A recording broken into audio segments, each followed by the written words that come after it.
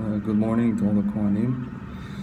This short video is the first of a series to basically, very briefly and easily, simply explain the laws of Tzaraat. This video is made for the Kohanim in the group, so it's made with Kohanim in mind. It's not meant to be shared, so please, it's for your own viewing, your own knowledge, and please don't share it. This video is made by Hemshech to what we were speaking about yesterday in the group, that I noticed in the elevator in my building that there was a Jew, Zaken, an older person, and I noticed on his hand he had a certain mara called a seif. And later on, about an hour later, I shared actually a picture of his hand, because I saw him sitting in the Beit HaMidrash. I saw him sitting studying Torah. So I walked by unobtrusively and took a picture and shared it with the group. So some of the comments was that Tzaraat doesn't apply today, and all the more so in chutz. So I want to point out that's not true. That's completely untrue. And the sources are in Chazal is what the Sifra says, based on the pasuk that it says in Chumash Vayikra, chapter 14, at the end of the whole sugiot of all the different types of tzaraat, and it says over there, Zot tiyeh Torah hamatzora. So the Sifra explains that tiyeh is lashon atid, something that to come, meaning to say that it's always going to be coming, it's always applicable, and whether or not the Beit HaMikdash is present, these laws apply.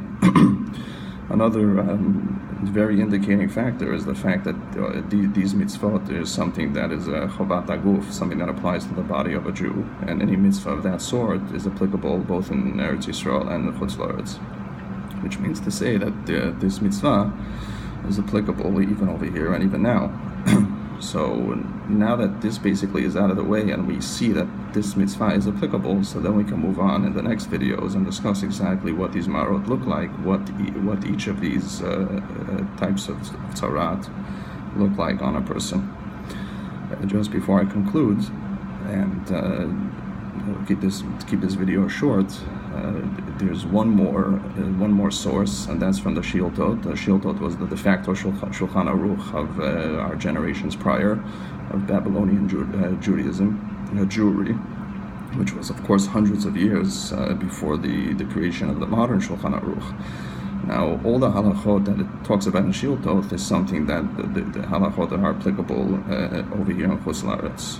And one of the things that the Shiltot talks about, I believe it's Shilta Kuf Mem Dalet in the Mirsky edition, is that it talks about the purification process of someone who has tzaraat.